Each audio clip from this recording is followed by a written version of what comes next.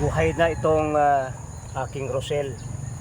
At talagang ilang araw lamang ay may mga talbos ng lumalabas, oh. May mga suloy na. Dahil itong Rosel ay pantag-init. Gumaganda ito pag summer at within 2 months, 60 days, mayroon ng bulaklak ito pagkatanim. At kapag magandang pag-aalaga, tataas siya ng lampas tao.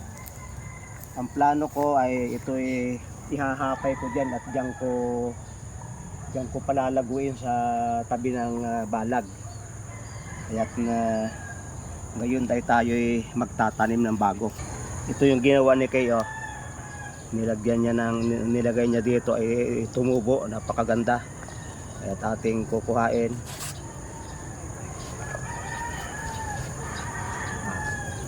Ang ganda ng ugat. Kasi ay kapag pasimula pa lamang ay maganda ng ugat, malaking advantage ng halaman. Kaya ngayon may mga binibiling mga rooting hormones dahil ang halaman ay nakadepende sa lusog ng kanyang ugat. Ito yung binibinta namin buto.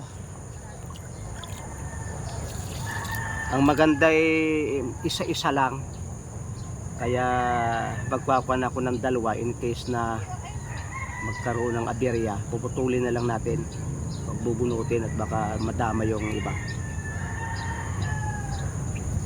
Pwedeng lagyan ng animal manure itong base, pero pwede ring hindi. Dating takipan. Ang pagtatanim, didiligin muna ninyo yung lupa bago nyo ilagay yung buhay na halaman. Kapag itong live plants ang inyong gagawin, didiligin, pagkatapos ay didiligin uli.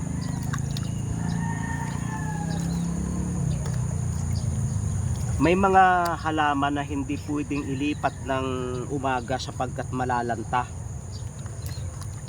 Ngunit kapag saganang-sagana yung dilig, ay hindi malalanta yan. Hindi natin tatakipan. Ito naman ay atin tatanggalin ng isa-isa.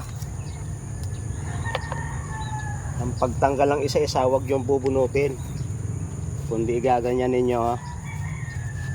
Yan. Kasi yung mga unang ugat ng halaman ay napakahalaga. Hindi dapat napuputol yon.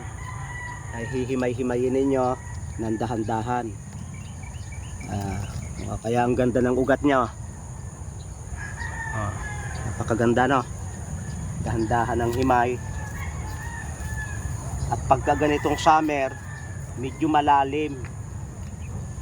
Hinukay ko yan medyo malalim, oh.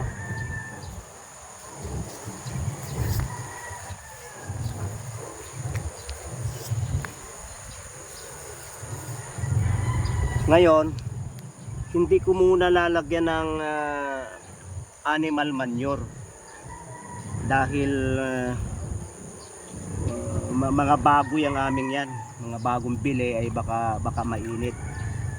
Kaya didiligin natin. Nakalimutan kong diligin kanina, pero pag saganang-sagana ang tubig ay kahit kanyan. At para safe, lalong safe, inyong tatakipan.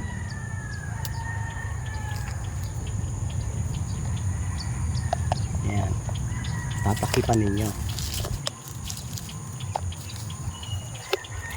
Pagka ganyan yan, nasaganang-sagana ang dilig,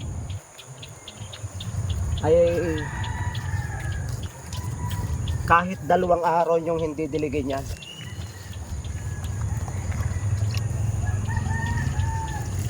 saganang-sagana yan eh. Ngayon kapag pagkaraan ng 2 days, saka nyo lalagyan ng animal manure. Pag yung animal manure nyo bago pa lang, kagaya nyan, pinulot ko yan doon, ay hindi pwedeng ilagay ng direkta yan kasi iinit yan. Ihahalo nyo sa tubig. Yung mga isang puno dito, isang ganito, Yan ang para ng pagkuha ng animal manure. Pagsariwa. Ngayon, pwede rin kayo magtanim ng dalawa. Basta yung isa ihahapay ninyo para hindi sila magkaroon ng kompetisyon. Kasi pag yan ay ganyan, at pag malaki-laki na ihahapay ninyo pa gayon, ito ihahapay ninyo pa ganyan, makakatipid kayo ng pagdilig at ng panahon sa pag-aalaga, sapagkat isang puno yung inyong alagaan ay dalawa na magkatabi. Yun po ang ipakikita ko sa inyo sa mga dating na araw na napakaganda ito kahit dalawa.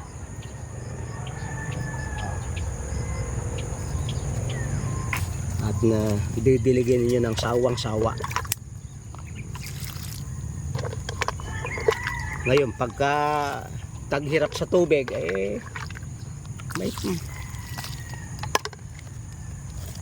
at tatakpan natin. Kapag malaki yung inyong itinakip, halimbawa ay galon, ay ilang araw na basa pa yan. Para hindi ilipad ng hangin, ay tatakpan na, lalagyan natin, dadagan na natin. Okay?